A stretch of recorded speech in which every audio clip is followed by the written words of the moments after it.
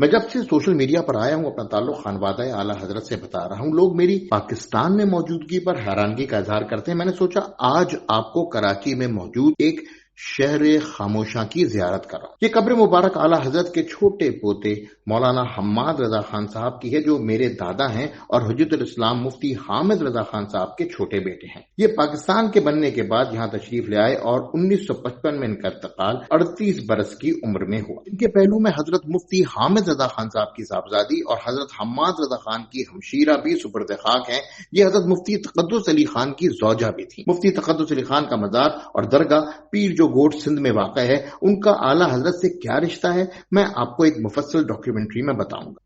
ان کے پہلو میں میری دادی یعنی حضرت مولانا حماد رضا خان صاحب کی زوجہ محترمہ طاہرہ خاتون مدفون ہے، اور آخر میں میرے والد صاحب حمید رضا خان سپرد خاک ہیں۔